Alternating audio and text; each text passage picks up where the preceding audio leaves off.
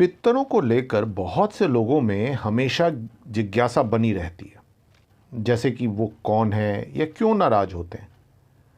ये पितृदोष क्या है? यदि हमारे पितर हमसे नाराज हैं तो हमें कैसे मालूम चले कि वह हमसे नाराज हैं, और यदि वे नाराज हैं तो उन्हें कैसे प्रसन्न करें? आइए आज इस वीडियो में हम इन सब बातों को जानते हैं, लेकिन उससे पहले आप इस वीडियो को लाइक, शेयर और चैनल को सब्सक्राइब करना ना भूलें। पितृलोक में जाती है आत्मा। धर्मशास्त्रों के मुताबिक आत्मा जब अपने शरीर को त्याग कर सबसे पहले ऊपर उठती है तो वो पितृलोक में जाती है। वहाँ हमारे पूर्वज मिलते हैं।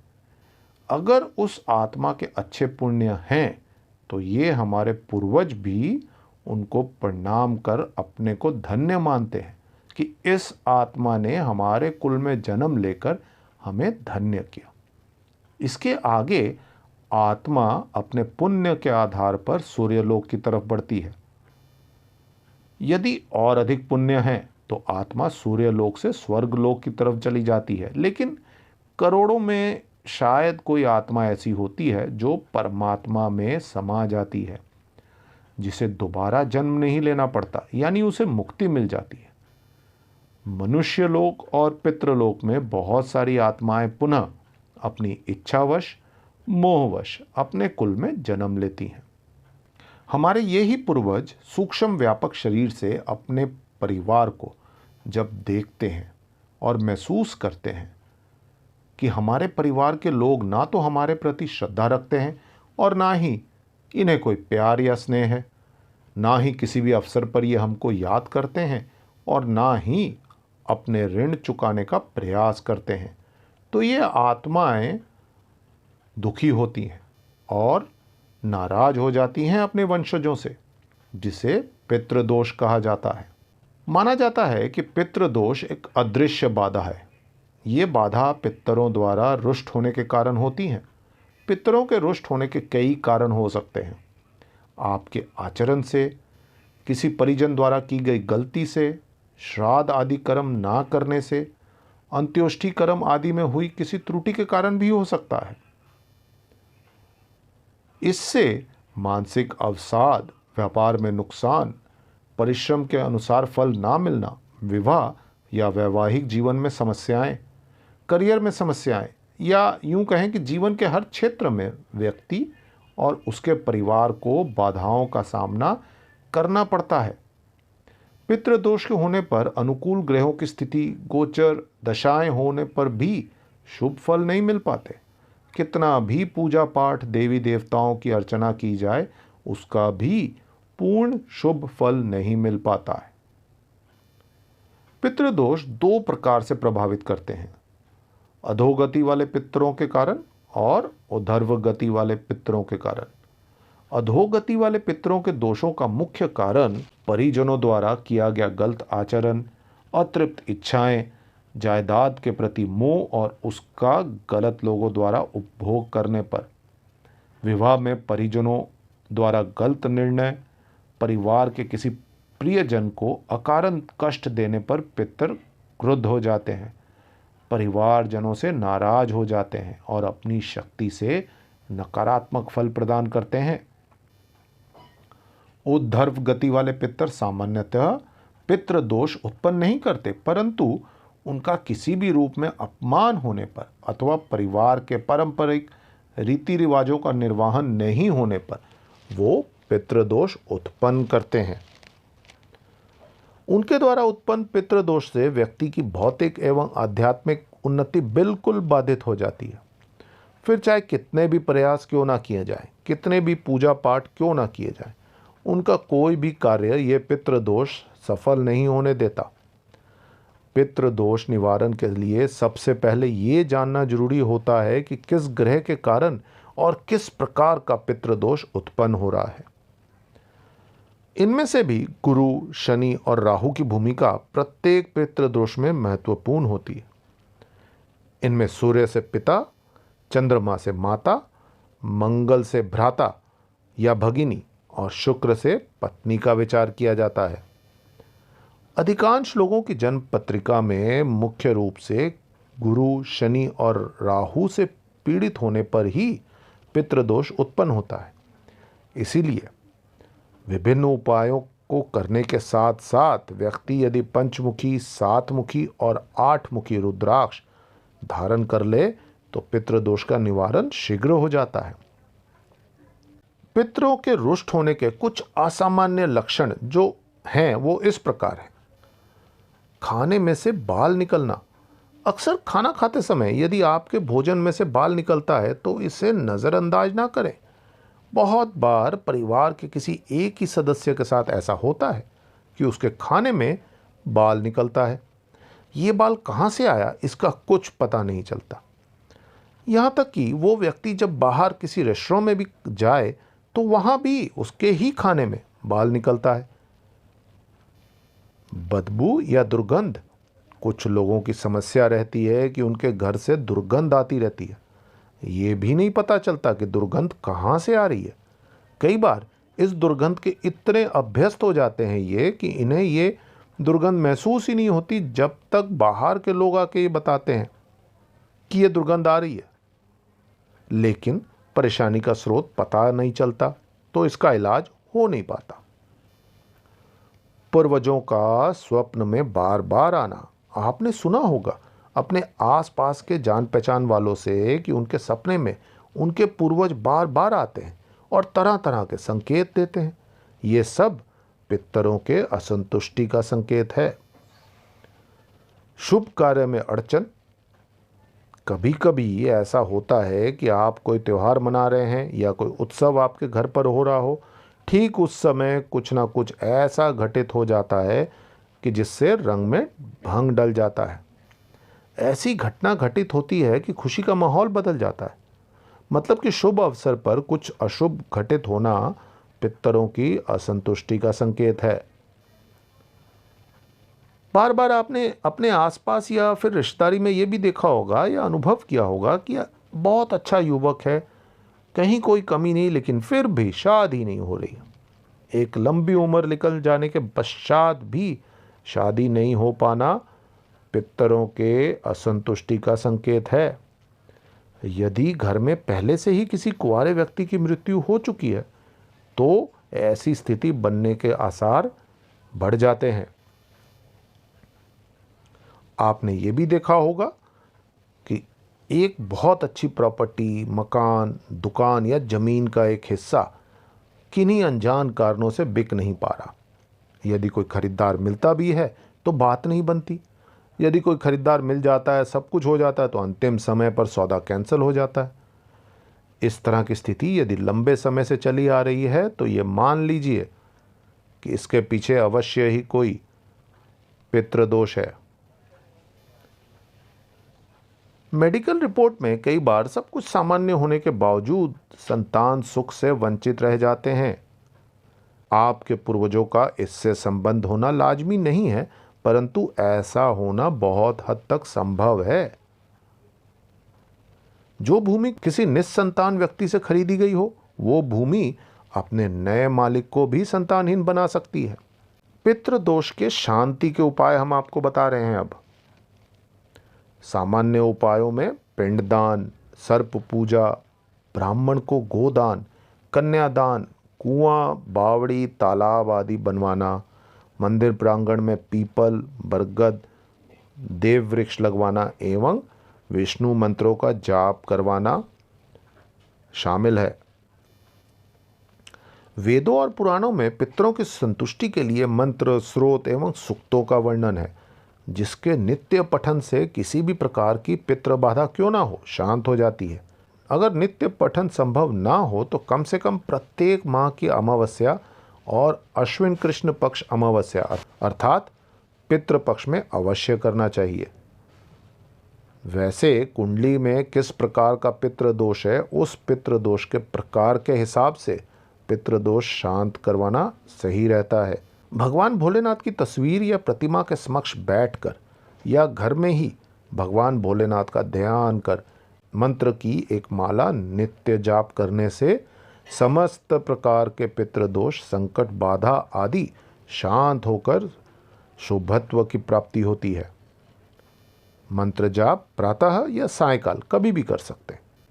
अमावस्या को पितरों के निमित्त पवित्रता पूर्वक बनाया गया भोजन तथा चावल बुरा घी एवं एक रोटी गाय को खिलाने से पितृदोष शांत होता है। अपने माता पिता बुजुर्गों का सम्मान, सभी स्त्री कुल का आदर सम्मान और उनकी आवश्यकताओं की पूर्ति करते रहने से पितृ हमेशा प्रसन्न रहते हैं। पितृदोष जनित संतान कष्ट को दूर करने के लिए हरिवंश पुराण का श्रवण करें या स्वयं नियमित रूप से पाठ करें।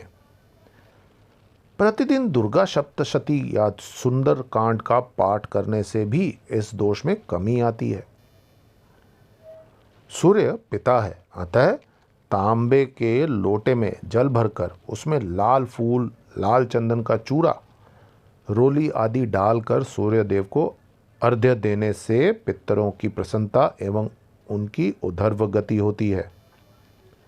अमावस्या वाले दिन अवश्य अपने पूर्वजों के नाम दुग्ध, चीनी, सफ़ेद कपड़ा, दक्षिणा आदि किसी मंदिर में या ब्राह्मण को दान करना चाहिए।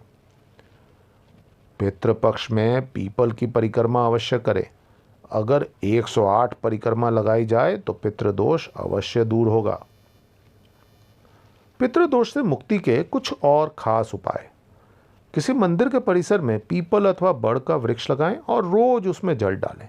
उसकी देखभाल करें। जैसे जैसे वृक्ष फलता फूलता जाएगा पितृदोष दूर होता जाएगा।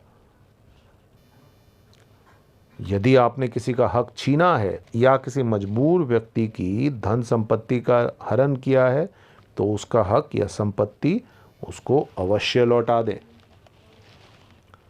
पितृदोष से पीड़ित व्यक्ति को किसी भी एक अमावस्या से लेकर दूसरी अमावस्या तक अर्थात 1 माह तक किसी पीपल के वृक्ष के नीचे सूर्योदय काल में एक शुद्ध घी का दीपक लगाना चाहिए। ये क्रम टूटना नहीं चाहिए। 1 माह बीतने पर जो अमावस्या आए उस दिन एक काम और करें।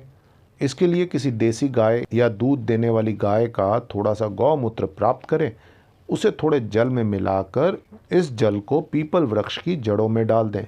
इसके बाद पीपल वृक्ष के नीचे 5 अगरबत्ती, 1 नारियल और शुद्ध घी का दीपक लगाकर अपने पूर्वजों से श्रद्धापूर्वक अपने कल्याण की कामना करें और घर आकर उसी दिन दोपहर में कुछ जरूरतमंदों को भोजन करा दें।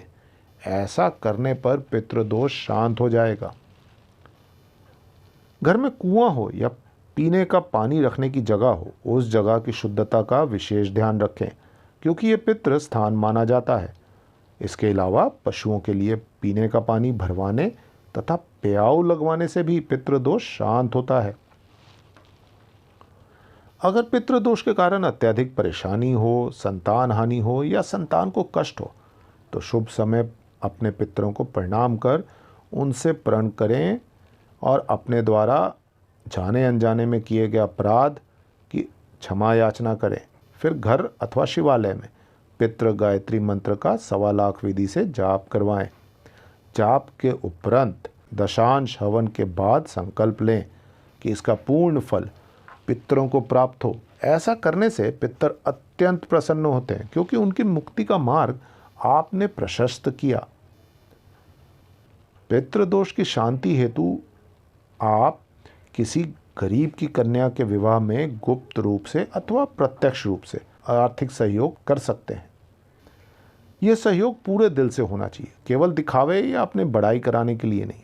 इससे पितर अत्यंत प्रसन्न होते हैं क्योंकि इसके परिणाम स्वरूप मिलने वाले पुण्य फल से पितरों को बल और तेज मिलता है, जिससे वो ऊर्ध्व लोगों की ओर गति करते हुए पुण्य लोगों को प्राप्त होते हैं। अगर किसी विशेष कामना को लेकर किसी परिजन की आत्मा पितृदोष उत्पन्न करती है तो ऐसी स्थिति में मोह का त्याग कर उसकी सद्गति के लिए गजेंद्र मोक्ष स्रोत का पाठ करना चाहिए। पितृदोष दूर करने का एक और अत्यंत सरल उपाय। इसके लिए संबंधित व्यक्ति को अपने घर के वायव्य कोण में नित्य सरसों का तेल बराबर मात्रा में मिलाकर दीपक पूरे पितृपक्ष में नित्य लगाना चाहिए। दीपक पीतल का हो तो ज़्यादा अच्छा और ये कम से कम 10 मिनट नित्य जलना चाहिए। पितृदोष निवारण के लिए विशेष उपाय। अक्सर हम देखते हैं कई लोगों के जीवन में परेशानियां समाप्त होने का नाम ही नहीं लेती। वह चाहे जितना भी समय और धन खर्च कर लें, लेकिन काम सफल नहीं होता। ऐसे लोगों की कुंडली में निश्चित रूप से पितृदोष होता है। ये दोषी पीढ़ी दर पीढ़ी कष्ट पहुंचाता रहता है जब तक कि इसका विधि विधान पूर्वक निवारण न किया जाए। आने वाले पीढ़ियों को भी कष्ट देता है। इस दोष के निवारण के लिए कुछ विशेष दिन और समय तय हैं जिनमें इसका पूर्ण निवारण होता है। श्राद्ध पक्ष यही अवसर है जब पितृदोष से मुक्ति पाई जा सकती है। इस दोष के निवारण के लिए शास्त्रों में नारायण बलि का विधान बताया गया है और इसी तरह से नाग बलि भी होती है। नारायण बलि और नाग बलि दोनों विधि मनुष्यों की अपूर्ण इच्छाओं और अपूर्ण कामनाओं की पूर्ति के लिए की जाती है। इसीलिए दोनों को काम्य कहा जाता है। नारायण बलि और नाग बलि दो अलग अलग विधियां हैं। नारायण बलि का मुख्य उद्देश्य पितृदोष निवारण करना है और नाग बलि का उद्देश्य सर्प या नाग की हत्या का दोष का निवारण करना है। इनमें से कोई भी एक विधि करने से उद्देश्य पूरा नहीं होता, इसलिए दोनों को एक साथ संपन्न करना पड़ता है। जिस परिवार में किसी सदस्य या पूर्वज का ठीक प्रकार से अंतिम संस्कार, पिंडदान या तर्पण नहीं हुआ हो, उनकी आगामी पीढ़ियों में पितृदोष उत्पन्न होता है। ऐसे व्यक्तियों का संपूर्ण जीवन कष्टमय रहता है कि जब तक पितरों के निमित्त नारायण बलि विधान न किया जाए। परिवार के किसी सदस्य की आकस्मिक मृत्यु हुई हो, आत्महत्या, पानी में डूबने, आग में जलने, दुर्घटना में मृत्यु होने से ऐसे दोष उत्पन्न होते हैं। शास्त्रों में पितृदोष निवारण के लिए नारायण बलि, नाग बलि कर्म करने का विधान है। ये कर्म किस प्रकार और कौन कर सकता है, ये भी आपको बता देते हैं। ये कर्म प्रत्येक वो व्यक्ति कर सकता है जो अपने पितरों का आशीर्वाद प्राप्त करना चाहता है। जिन जातकों के माता पिता जीवित हैं वे भी ये विधान कर सकते हैं। संतान प्राप्ति, वंश वृद्धि, कर्ज मुक्ति, कार्यों में आ रही बाधाओं के निवारण के लिए ये कर्म पत्नी सहित करना चाहिए। यदि पत्नी जीवित ना हो तो कुल के उद्धार के लिए पत्नी के बिना भी ये कर्म किया जा सकता है। यदि पत्नी गर्भवती हो तो गर्भधारण से 5वें महीने तक ये कर्म किया जा सकता है। घर में कोई भी शुभ कार्य हो तो ये कर्म 1 साल तक नहीं किए जा सकते। माता पिता की मृत्यु होने पर भी 1 साल तक ये कर्म करना निषिद्ध माना गया है। अब आपको बता देते हैं कि कब नहीं की जा सकती है नारायण बलि, नाग बलि। नारायण बलि गुरु शुक्र के अस्त होने पर नहीं किए जाने चाहिए, लेकिन प्रमुख ग्रंथों के मत अनुसार इस कर्म के लिए केवल नक्षत्रों के गुण व दोष देखना ही उचित है। नारायण बलि कर्म के लिए धनिष्ठा पंचक और त्रिपाद नक्षत्र को निषिद्ध माना गया है। धनिष्ठा नक्षत्र के अंतिम 2 चरण शततारका, पूर्व भाद्रपद, उत्तरा भाद्रपद एवं रेवती, इन 4.5 नक्षत्रों को धनिष्ठ पंचक कहा जाता है। कृतिका, पूर्णवसु, विशाखा, उत्तराषाढ़ा और उत्तर भाद्रपद, ये 6 नक्षत्र त्रिपाद नक्षत्र माने गए हैं। इनके अलावा सभी समय ये कर्म किए जा सकते हैं। दोस्तों, आपको ये वीडियो कैसे लगी, अपने विचार कमेंट बॉक्स में ज़रूर लिखें और ये वीडियो आप ज़रूर लाइक शेयर करें और हमारे YouTube चैनल को सब्सक्राइब करना ना भूलें। धन्यवाद।